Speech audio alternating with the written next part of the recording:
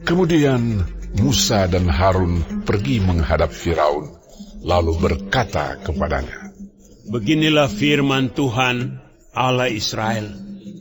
Biarkanlah umatku pergi untuk mengadakan perayaan bagiku di padang gurun."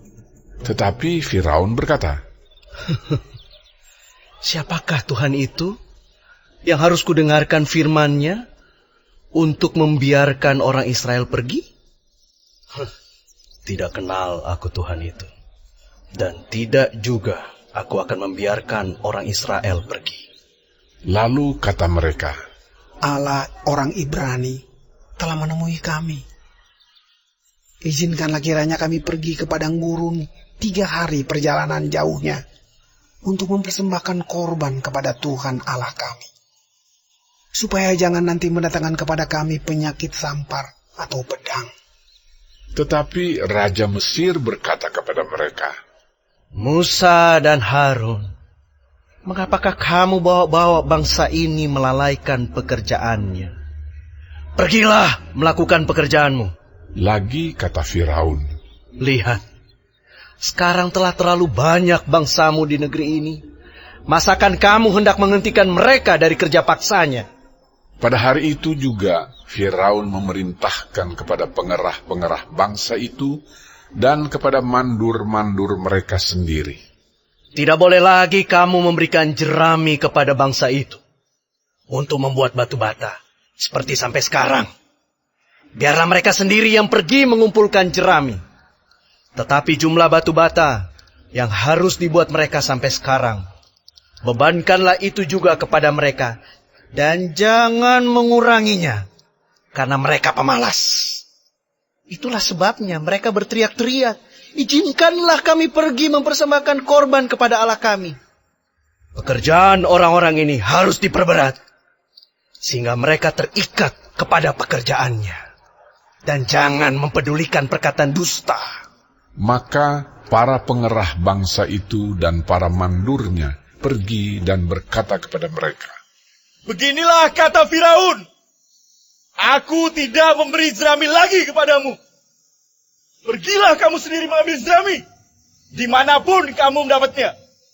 Tetapi pekerjaanmu sedikit pun tidak boleh kurang."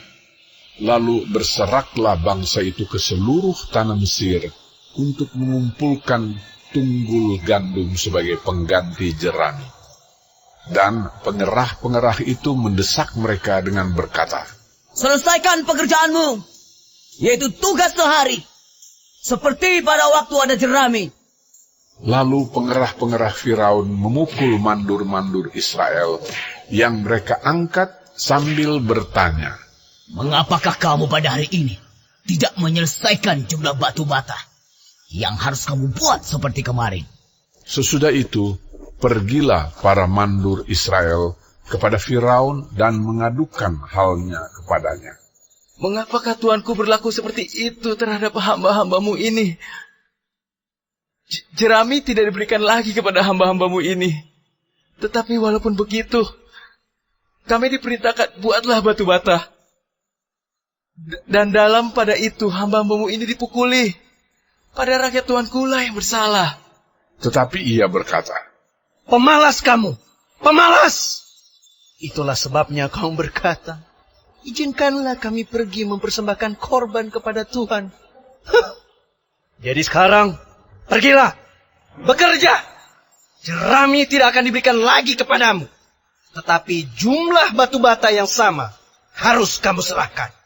Maka mengertilah para mandur Israel bahwa mereka ada dalam keadaan susah, karena dikatakan kepada mereka, "Kamu tidak boleh mengurangi jumlah batu bata pada tiap-tiap hari." Waktu mereka meninggalkan Firaun, jumpalah mereka dengan Musa dan Harun yang sedang menantikan mereka. Lalu mereka berkata kepada keduanya, "Kiranya Tuhan memperhatikan perbuatanmu dan menghukumkan kamu, karena kamu telah membusukkan nama kami kepada Firaun dan hamba-hambanya. Dan dengan demikian kamu telah memberikan pisau kepada mereka untuk membunuh kami."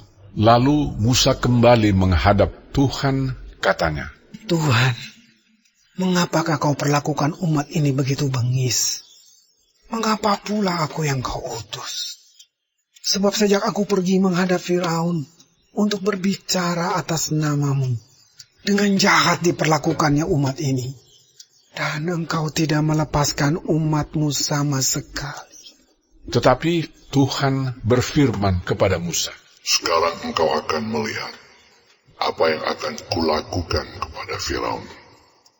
Sebab dipaksa oleh tangan yang kuat, ia akan membiarkan mereka pergi.